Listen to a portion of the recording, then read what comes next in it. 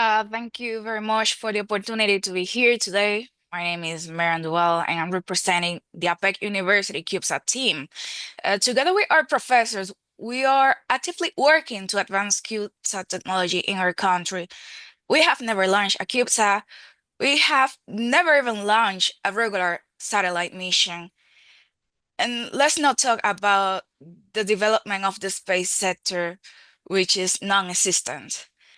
And we have prepared a few questions we'd like to explore with you, beginning with broader concepts and then moving into more specific technical aspects, because we are trying to do this dynamic within the university. We are trying to assign thesis projects to a student and develop the submodules of the CubeSat mission with each thesis. For example, my thesis was the ground station. We already have the ground station. Awesome. Now my partner is working in the development of the attitude determination and control subsystem. And we have a couple of questions in regards to that as well within the list. So let's begin with the general mission design concepts. And the questions are, what are the main criteria for defining a CubeSat mission? How is the payload related to the mission objectives? What factors should we consider when deciding whether to develop a custom payload or selecting an existing one? And what is the simplest CubeSat architecture, and what will be a more complex one look like? Taking into account that we are trying to develop a one unit CubeSat. Okay. Okay. How long are you working now on this project? Around 1 year. Oh, yeah. Okay. What are the student, the populations? Are they from the first year to the fourth year? Well, we are electronics and communications engineering students Okay. Mm-hmm. in the final years.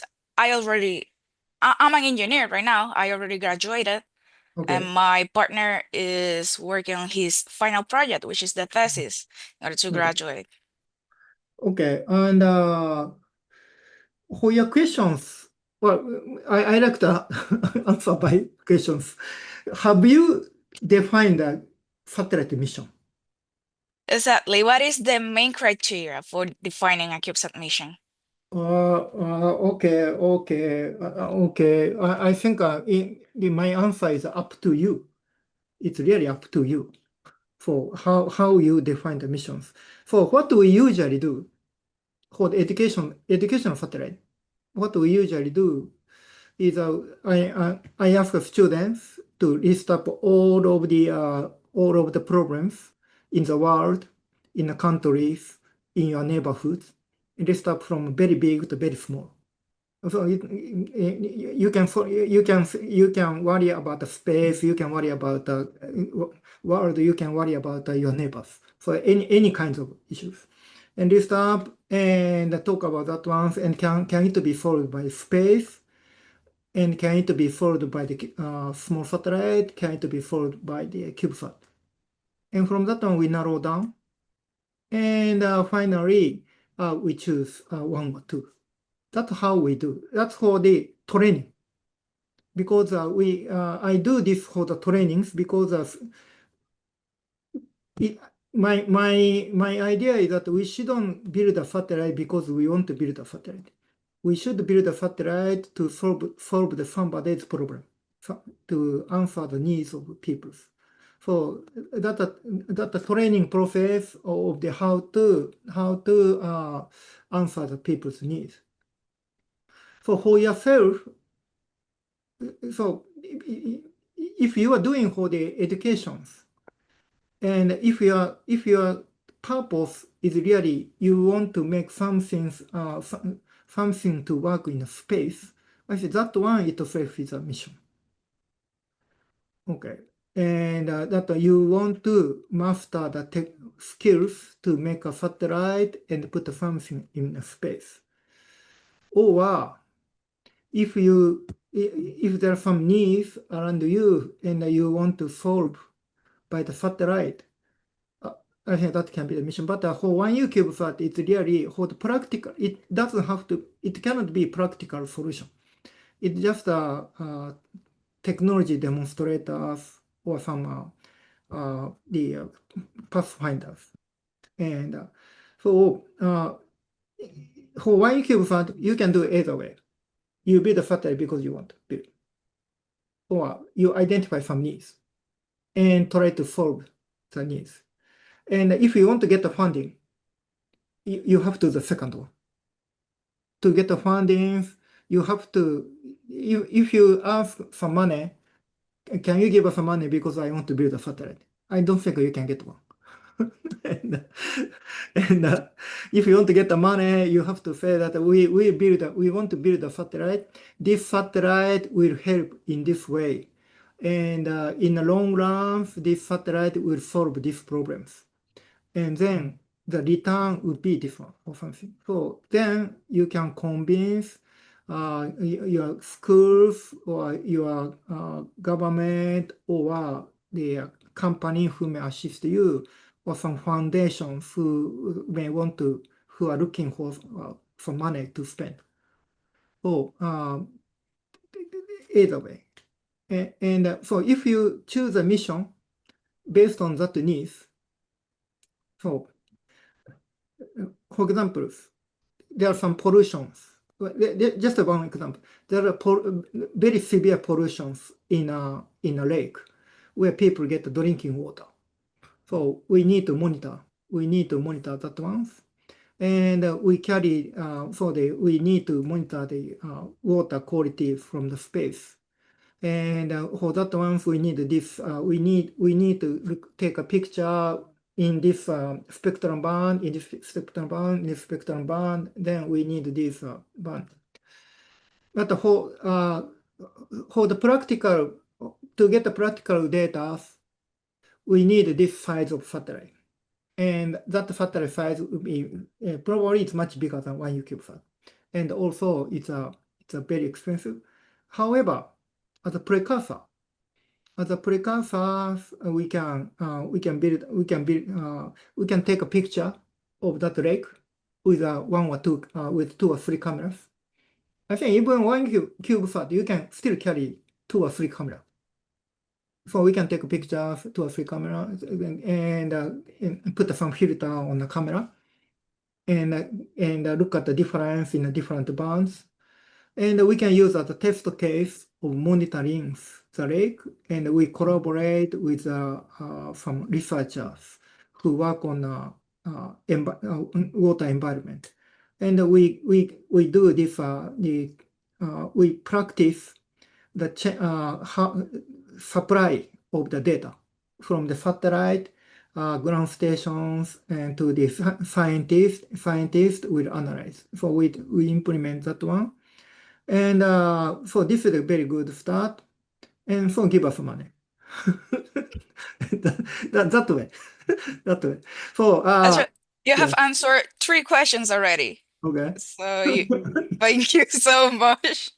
And there's only one left actually, and Okay. it is how to decide whether to develop my own payload or select an existing one.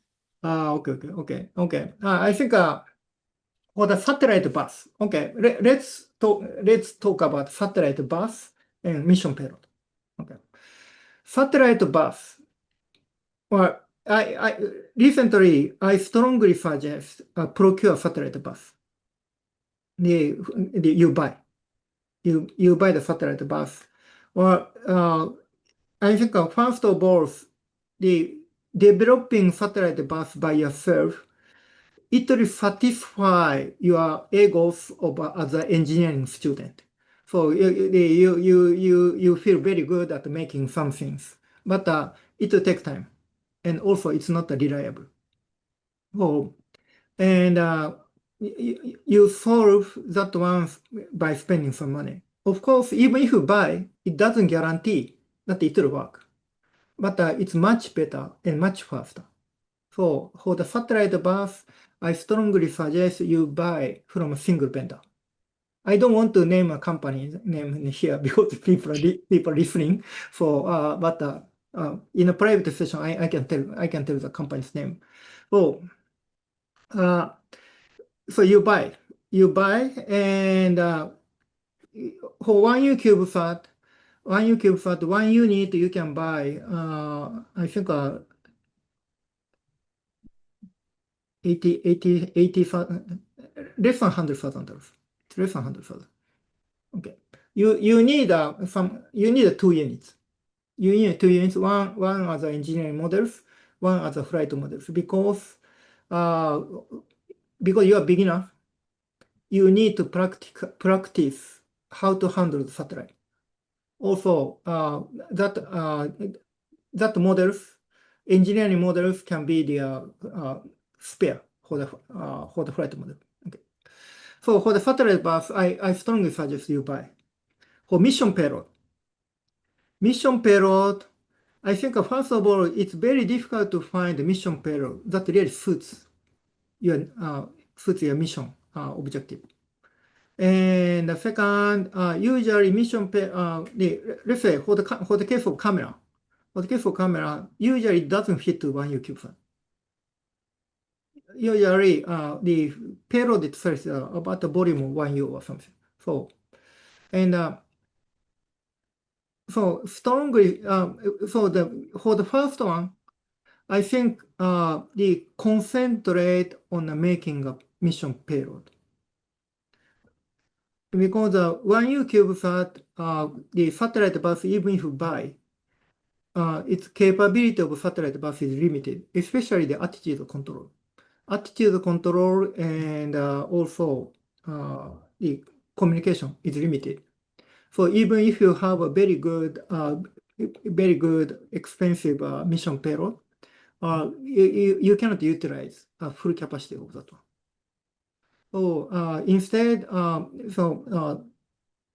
downgrade that mission payload and make something you can make. I think that's my suggestion. Yeah. So Yeah, anyway, that's a very good advice. yeah.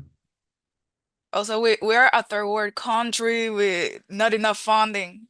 It is more affordable for us to downgrade and create our Mm, own payload sometimes. mm. Yeah, Oh, wait. Yes, sorry. yeah, because the mission payload sometimes cost as much as a satellite bus. Mm-hmm. Yeah. Yeah. I have now more specific questions in regards to the ADCS system. Hold And on. Hold on. yeah. Akai-san, do you have any comment for that one? Nothing for special, but as for the satellite bus, the Joe-sensei mentions that you have to purchase the models EM and the FM, so that I would recommend that if you develop the satellite, you have to understand that's the system, what's this system, and what you can do with this. So the understanding that the system is really important to the developer operates the flight model. Yeah, makes sense. Okay, attitude control. The first question in regards to this topic is, what specific design constraints does the one uniform factor impose on attitude control system? Okay, for one U CubeSat. We are trying to develop a one unit CubeSat first. So my partner is developing a ADCS system for one unit CubeSat. And this is a very important question in regards to the design. We need to know the design constraints that we might face while developing this system. Actually, I think I think uh, you are doing in the wrong order. I don't want to say the wrong, but usually satellite development, usually you define the mission first. You define the mission first, and you define the systems which do the mission. Okay. Okay. And from that systems, you define the subsystem. So you don't start making attitude control before you define the mission. Do you recommend first working on the defining concepts and then moving towards the systems first? Yeah. Because if your missions, for example, if your missions is take a picture, then you'll work on what picture you take and how big the picture would be. And that determine attitude control. Okay. But if your mission is communication, then attitude control is not really important, depending on frequency you use. If you use UHF or VHF, attitude control is not so important. The important thing is you stabilize the satellite. If you stabilize the satellite, if your satellite is spinning so quickly, the radio pattern changes. So you may have difficulties, but as long as satellite is steady, I think for the communication, it's usually not a problem. But for the picture, if a mission take a picture, how precisely there are also degree of attitude controls. Sometimes you may need just to stabilize the satellite. Or as long as your satellite looks at the Earth, it's okay. Or as long as your satellite looks at we know that the satellite looks at area of 1,000 kilometers, it's okay. Or it must be 100 kilometers wide, or it must be 10 kilometers wide. Depending on those, the attitude controls requirement is different. So that's really the target. That really Well, dictates. Yeah. let's make an example. Mm. For example, in a previous mission area concept, we design a CubeSat Constellation mission to monitor sargassum in the Caribbean, Okay. which, it impacts the country in the public sector, health, economy, etc. So for this kind of mission, which is the first mission that we sort of design, what do you recommend What do you for want the to? for What the to attitude determination control system? Sorry, I couldn't catch it. What do you want to detect in the Caribbean region? We were studying and monitoring the sargassum, which is Sargassum. an algae. Is Yeah, it kind of gas? an algae. It is a contaminant in the ocean. Okay. So Yeah. so we can see by looking at the sea, some change of color or something. It is something that is generated thanks to the pollution of the ocean. It is a contaminant. It is born in the ocean, and it is being fed by the Sahara dust. And when it comes to the Dominican Republic shores, it has toxins that can cause cancer, skin irritation, allergies, and all of that. It also impacts the tourism because when it is in the decay phase, the odor, the smell, it is not very attractive for tourism. And the Dominican Republic is a country that its main income comes from tourism. Okay. And this is why we designed that mission first. Okay. Can we see that by our naked eye? Yes. Okay. So it's visible. Yeah, it is in the visible spectrum. Okay. All right. Okay. So okay. So if it is ocean pollutions, I think you don't need much of resolution. You don't need a 1 meter resolution or something. If you want to see how it is distributed over ocean, I think 100-meter resolutions, I think it's good enough. 100 meter resolutions. And then I think for 1U CubeSat, many university CubeSat use some many universities use a Raspberry Pi. And, they attach a cameras to that Raspberry Pi, and that camera is usually, I think, how much? 10 million? 10 million pixel or something. So it's about 1,000, not 3,000 by 2,000 or something. So let's say we have 3,000 pixels. 3,000 pixels, 100 meter means 300 kilometer. How big is the Caribbean? How big is the Caribbean Ocean? Less than 1,000 It kilometers. is, well, it is pretty wide actually, but the sargassum is not only affecting the Caribbean, but also the Atlantic, the Gulf of Mexico. So But it is a wide mm, area of coverage, but we are mm, only focusing on the Dominican Republic, okay, about, I don't know, 1,000 kilometers. okay, So we allow, for example, the government, we give them enough time to look to take preventive measurements okay. before the So, area comes inshore. okay, let's say 1,000 kilometer, 1,000 kilometer, 1,000 kilometer, 1,000 kilometers.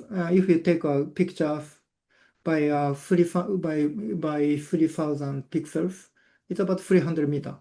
Well, it may not be enough, but well, you can take multiple picture when the satellite is moving. Yeah. So for 300 kilometers, if you take a picture from 500 kilometer, so here the 300 kilometer. So it can be, it's about 30 to 40 degree. You So it's mean angle. the angle, the pointing Yeah, angle yeah, of pointing the angle. satellite? Yeah, pointing angles, view angles from let's say 400 kilometer. The 300 kilometers of the view angle from 400 kilometers is quite wide, right? So that means the attitude pointings requirement is quite easy. 10 degree could be, yes. So in that case, you don't need a very precise free axis, the pointing controls. Yes, and you may be able to achieve just by the magnetic torque. Magnet torque, yeah. You may not need a reaction foil. Okay. And for the sensor, if you identify or some basic sun sensor, because you take a picture during the daytime, basic sun sensor also. Some things you detect the Earth. I think also magnetic sensor. I think that's good enough. Yeah. I was thinking the same actually. We were working developing the ADs, yes, in that way using Boltzmann coils. Yeah. Yeah. I think the Dominican Republic, your country is almost near the equator, right? Yes, 18 degrees. Yeah, okay. That means magnetic field lines are almost parallel to the ground. So you can use that magnetic field to align your satellite. Awesome. And that comes with this new question, which is what kind of softwares do you recommend us to use to do virtual modeling of this system for testing? For example, we have MATLAB, but do you recommend another one? I think MATLAB is good enough. But in the end, you have to do that. You have to embed your programs in a processor inside. So you have to do the embedded program. Okay, Yeah. So you have to work on a real microcontroller inside the satellite. understood. And what kind of advice can you provide us in regards to funding? Because like I said, we don't have a space sector developed. We don't even have laws to control or to handle space missions. Mhm. So what do you recommend us since we are, working on baby steps in this Well, country? first of all, identify who would benefit from your satellite. Let's say it is the government, since Okay, we then don't have private companies interested in this kind of technology yet. But okay. let's say it is the government and we don't have laws to regulate the space sector. Or is it only a government? Because you just said that it affects those tourism. Tourism. Or that means the tourism companies, they are the stakeholder, right? Could be. Yes. So you shouldn't limit yourself from the beginnings. That everybody asks for government, but there may be some private sector who could be the stakeholder. So identify stakeholder who would benefit that month and explain the benefit of these programs. Don't say that we want to build a satellite. But you can say the long-term benefit. This satellite project will help the education of the country and also the promoter industries, also overall science programs in the country. You can say, but it's very long term. So you may want to say that well, this will benefit and will bring a returns maybe in a 10 years or something. For the education, the return will come maybe 20 or 30 years later. But for something very big. But so you say this if this CubeSat works, we know difference, and then we can go to the something bigger. And then for the third one, in the third generations, we can provide practical data.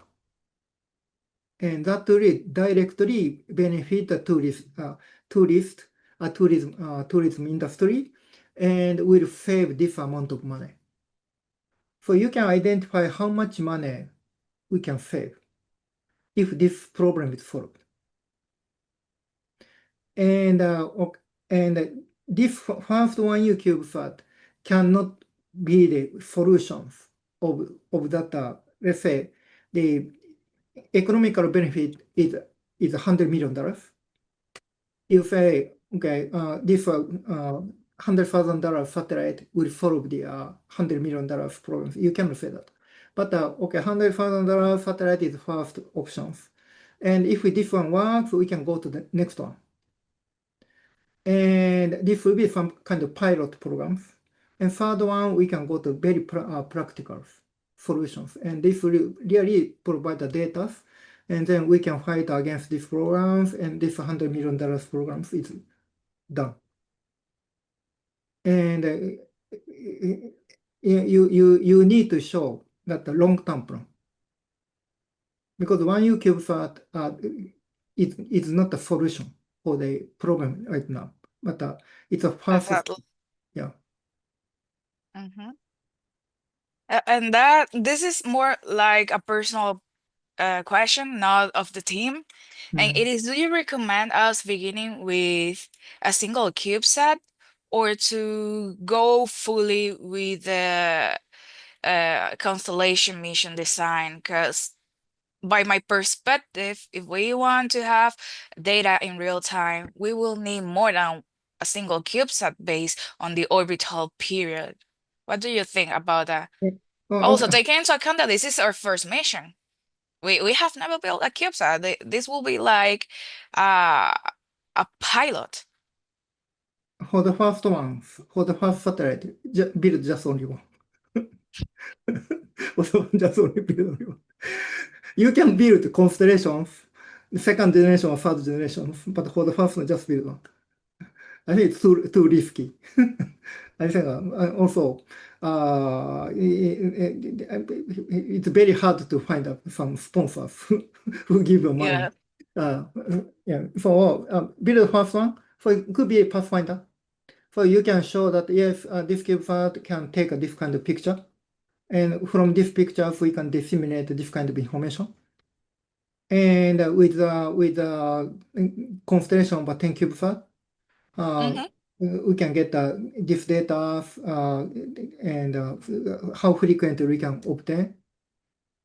And then this will be the good, this frequency is good enough to provide some practical data.